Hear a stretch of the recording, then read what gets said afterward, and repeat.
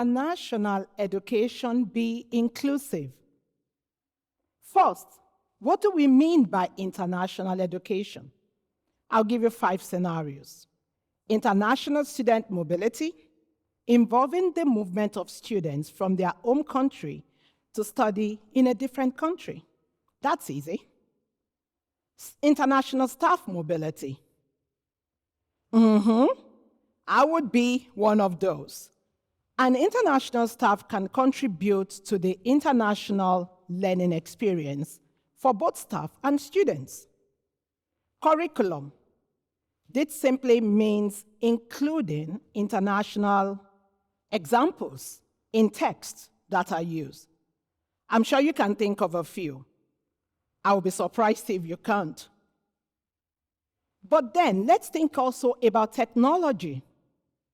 COVID-19 pandemic taught us the importance of digitalization of education and the possibilities inherent in having an educational experience regardless of where you're located. And the last but not the least, maybe my favorite, intercultural encounters. Now, these 5 dimensions are interrelated. Why? Because you have the presence of international students, international staff, home students coming together, and then you have intercultural encounters. If I can ask the audience, would you say you've had an international, intercultural encounter ever? I mean, if you haven't, this counts as one. But what then do we understand by international education being inclusive? The normative description of what international education is does not necessarily tell us whether it's inclusive or not. In a recent paper published by the OECD, equity and inclusion in education was described as the strength, drawing the strength from diversity. But what do we make of diversity when we talk about international education?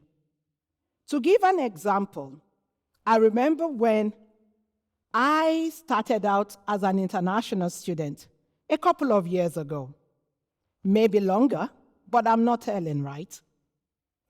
And it was so challenging. It was challenging because I was rejected at 2 universities, really. One, because the agent or the representative of the university felt like, what audacity did I have as a mother of a young child to want to study abroad? Rejection. That was a huge stamp. The second example was actually because I started out as a mature student.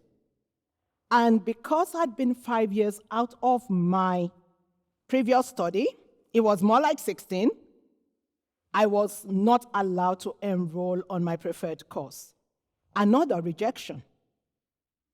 And even when I then managed to get into a university because I met a kind and understanding, and I would say insightful, international education advisor who looked at my work, my history, and decided that I could be an international student.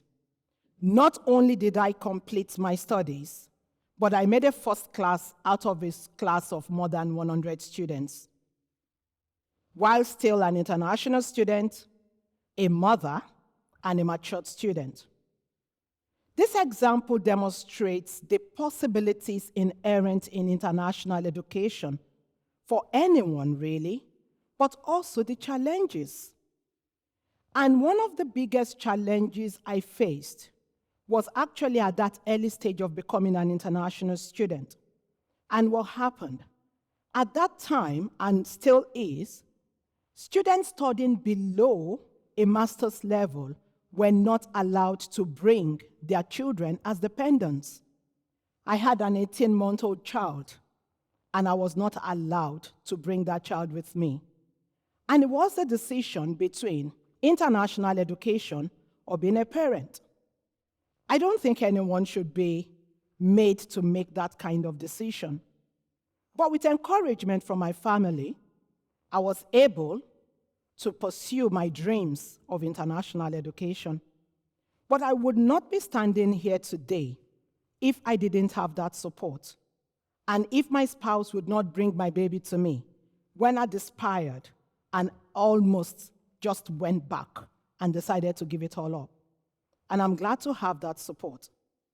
And this is why international education needs to be inclusive. And this is why my research looks at inclusivity in international education. Because behind the headlines are countless human stories.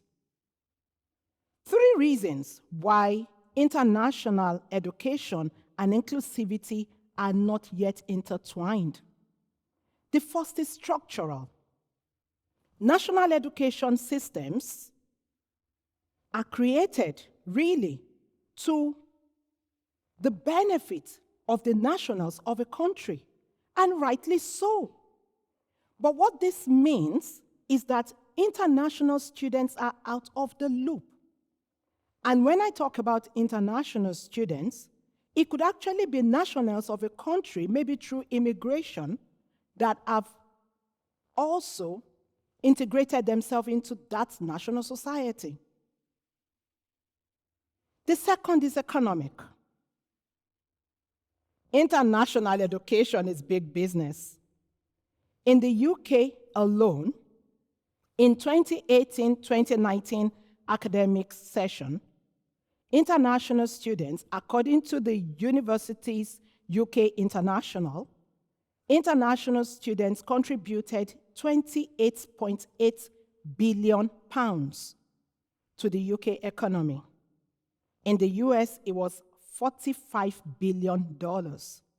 So as a result of this, when you talk about international education or international students mainly, the most driving rhetoric is about their economic contribution, but shouldn't be limited to that.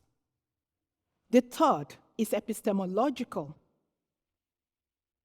Knowledge is power, but whose knowledge and what knowledge? English language is the lingua franca of international education. As a result, 40% of the over 6 million international students study in 4 top destinations, English-speaking destinations: the US, the UK, Australia, and Canada. But what does this mean for those millions of students who study abroad? How is their knowledge captured as part of what an international education is or should be? And this is a question that international education policy is yet to resolve. And talking about silent voices in international education, my research looks at student rationales for studying abroad.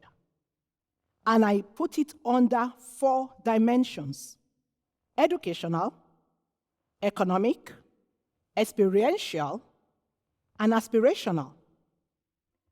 The educational rationale is quite obvious. Students want to study. They want the degree. They think the degree is very important. I'm sure we all do. And the economic rationale is also similar or related to the educational rationale. Increased education, increased earnings, employability. It is unsurprising then that you have more students wanting to get education and then higher education. The third, aspirational. Students aspire to change the world, to change society, be it their home country, be it in the country they find themselves studying, or even globally. But to what extent is our education policy geared towards enabling these aspirations? And the final one is the experiential rationale. Students want to experience something different from the norm that they are used to, something different from the status quo in their home country. But to what extent is this facilitated? I can give an example. I remember the first time I had the amazing experience of eating the wonderful Scottish haggis. It happened at Portobello. I had taken my daughter, Nimi, to a birthday party, and I wanted to hang around, obviously, somewhere in a local cafe. And the owner was quite annoyed with me because as at that time, I had not had that wonderful experience of eating Scottish haggis. She gave me a free plate. It was lovely. But exactly the same reason was given by my elderly neighbor who encouraged me to drink sherry in the morning. Well, I've reciprocated in kind. I've also shared with my neighbors the wonderful jollof rice, Nigerian jollof rice, as well as chicken suya, fried plantain. But aside the culinary delights that we share, the experience of walking, of learning in a multicultural society speaks so much to the benefit of international education and the need for international education to be inclusive, to include everybody. I remember visiting a friend once, somewhere, and the neighbor asking that, ooh, you've got a foreign friend coming. Do you know anything about them? Do you know specifically is a Nigerian? And my friend asked the neighbor, have you met any Nigerian? Of course not. They hadn't. So international education affords that possibility to work in communities, to know about the other person, to know about somebody's culture. And it doesn't even have to be African. It can be from anywhere in the world. And this is important for everywhere in the world. So what can we do? Why is international education important when we approach it from an inclusive ethos? At the national level, certainly it's about embedding humane considerations into the development of international education policies. Across institutions, be it secondary, university, whatever educational institution, it's about embedding the ethos of inclusivity into everything we do that we call an international education, be it in the curriculum, be it in our exchanges with students who are different from us, with staff who are different from us. It's about understanding that international education has the power to make us learn more, to address our prejudice, and to contribute to a learning society within a context and beyond that context. Because the knowledge you have about the person you have met, and this has happened in countless times in my research, that students would say to me, I didn't know that this person is real or these people are real. Let's not, feed into stereotypes by giving examples. But certainly, international education affords possibilities to develop an inclusive ethos. Now, not just at the national level, not just at the institutional level, but also at the individual level. Because we all have agency. We all have the power to contribute to a more inclusive society. International education, embedded in inclusivity, requires a collective effort. In its me, in its you, and in its us. Thank you.